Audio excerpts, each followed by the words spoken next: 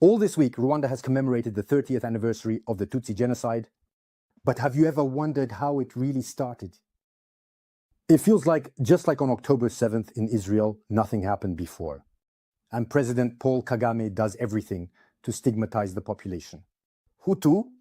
And to know the truth, we must delve into the past, well before the 1994 genocide, because the Hutus did not wake up without reason, saying to themselves, we are going to commit a genocide. This video will not please President Kagame. Roll the credits. Hello friends and welcome to my channel. Today's topic is very sensitive because we are going to talk about genocide. At the beginning in 1994, it was referred to as the Rwandan genocide. But President Paul Kagame and the Tutsi elite ensured that the entire world changed the narrative to say it was the Tutsi genocide. Even though there were also Hutus who were decimated during this genocide. But in this video, we will rather talk about how did it start? Why did the Hutus harbor so much hatred to commit genocide against the Tutsis? And here, the answer is not found in Rwanda, but in Burundi, the neighboring country. First, to fully understand the situation, it is important to know that the Rwandan Tutsis are not originally from Rwanda. They are Nilotic. So these are the peoples who descended from the Nile and reached the Great Lakes region. Several centuries passed, and they encountered the Bantu peoples who are native to all of Central Africa, thus the Hutus who were present, and they began to coexist together. The slave trade by the Arab Swahilis may have facilitated the migration of Nilotic Saharan peoples from South Sudan in the first half of the second millennium. This is the origin of the Maasai, among others. But let's set that aside and return to 1972. In 1972, in Burundi, there was a genocide of the Hutus committed by the Tutsis. Repression fell upon the Hutus throughout the country. The elites were targeted, including executives, teachers, and even high school students. Between 100,000 and 300,000 people died in 2 months, according to estimates. And in the region, for centuries and centuries, it has been the Tutsis who lead and command, despite being a people who came from elsewhere. Before colonization, there are stories that explain that when the Tutsis arrived, their elite ensured the assassination and poisoning of Hutu leaders, and took control of the region, preventing the Hutus from accessing any other positions.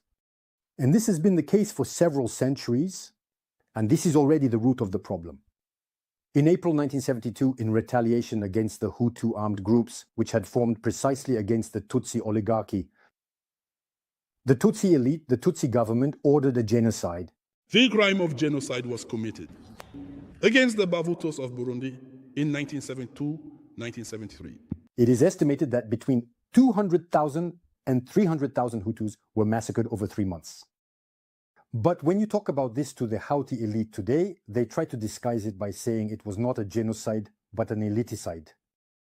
An eliticide, what does that mean? There was no genocide, there was an eliticide. That is to say, the elimination of the elite.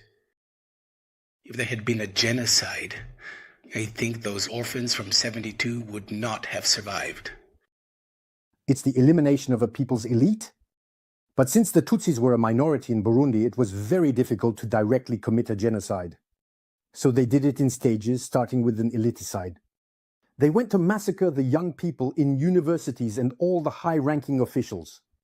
And when you eliminate the elite of a people, meaning the academics, the high-ranking officials, you prevent them from accessing high positions, which allows the dominant ethnic group to continue oppressing the others. So remember this well, 1972, April 29th, and you will not see any European or American leader going for commemorations of this genocide. Why? Ask the right questions. They are all in Rwanda for the Tutsi genocide, but they don't care at all about the genocide of the Hutus, which was committed 20 years earlier.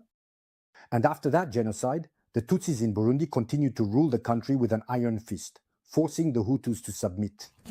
Back to school on a Monday morning in September in the largest college in the capital. How many Hutus and Tutsis are there? Among these students, it will be impossible for us to know.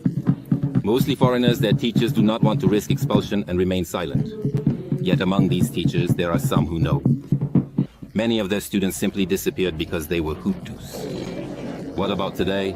Do children of the Tutsi minority have easier access to higher education than those of the Hutu majority? Some in Bujumbura will tell you yes, but never in front of a camera.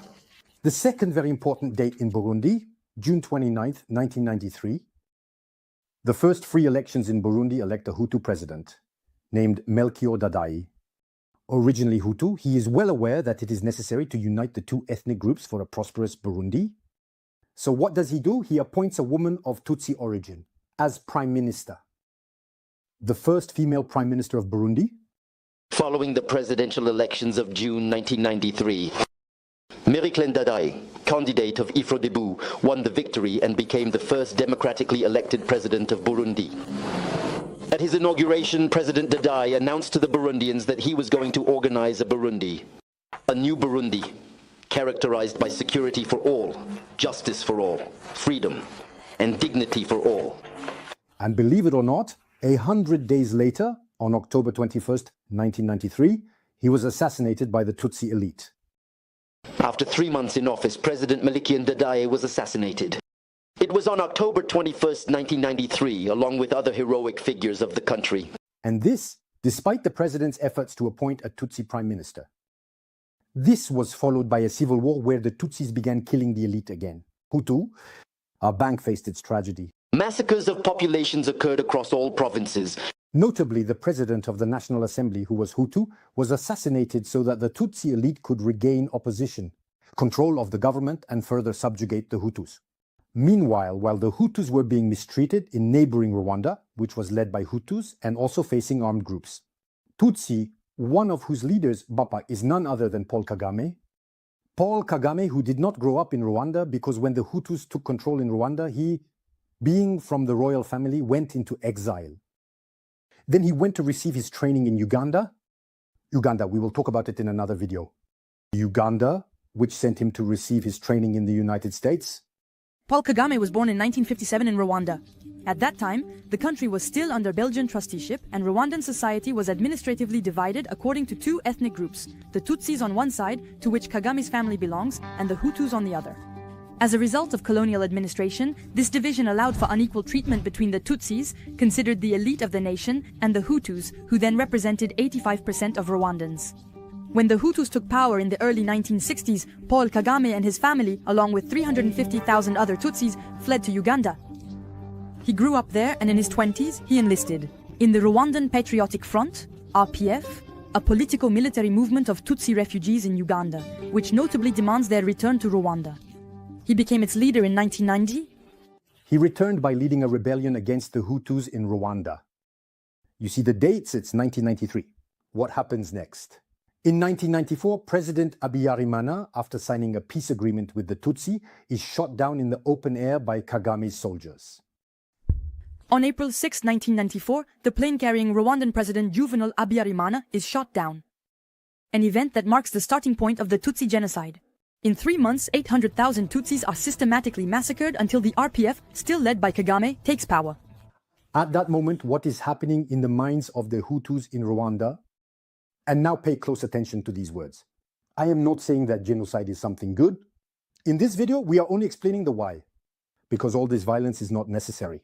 We need to stop, but I am explaining the why to understand exactly. The mindset of the Hutus at that moment, they saw in neighboring Burundi each time the Hutu elites being killed, and a genocide that was committed 20 years earlier and was not denounced by the international community. At that moment, they see their president, their elite, being killed by the Tutsi, fearing that the genocide that happened in Burundi in 1972 would resume in Rwanda. And it was at that moment that they took up machetes and went to commit a genocide against the Tutsi, thinking they were taking preemptive action. And it was a horrible massacre. I don't even know how human beings can reach that point to go and kill their wife, their neighbor, people with whom you grew up together. It was a total massacre. But you can clearly see that the hatred between these two peoples was fueled by the Tutsi elite. And I am specifically talking about the elite. Tutsi, I am not talking about the Tutsi people because they too are victims of their elite, because they are not allowed to speak. You must know that Kagame's secret services are everywhere in the world and they monitor everything or everyone. Or any Tutsi who tries to tell the truth. Among parties, the leaders of these countries turn a blind eye to the fate they reserve for their opponents. Whether they are in Rwanda or in exile, explained to the British daily Michel Awong, an investigative journalist specializing in Rwanda. Moreover, the problem with South Africa and Rwanda is exactly that, because the Rwandan secret services have dared to go to South Africa to kill opponents to whom South Africa had promised asylum. And they don't do it only in South Africa, even in Belgium, even in Canada. Now that you understand the modus operandi of the Tutsi elite, we can move on to what is happening in the DRC. They tell you that the Tutsis are originally from the DRC. They talk to you about Congolese Tutsis. But here, I just explained to you that the Tutsis are Nilotic. In fact, even in the region of Burundi and Rwanda, they descended the Nile and settled there. But since the borders were established after colonization, it is considered that the Tutsis who are in Burundi, the Tutsis who are in Rwanda, have been there long enough to say they are native to this region, because there has been a multitude of migrations of peoples. But when the borders of Congo were established, the Tutsis were not part of the Congolese, Zairian population at that time. Of course, now there are Tutsis and Hutus living there. There are those who were born there and can be considered Congolese, just like a Sunike or a Muruba or a Tetela who is born in Belgium is Belgian. But the Tetelas, the Lubas, the Sunikes are not a Belgian ethnicity. It's just that there are several generations who were born there, but are not originally from there, and they cannot claim the land. They can buy a piece of land to farm, they can buy a piece of land to build a house, but they cannot claim the land.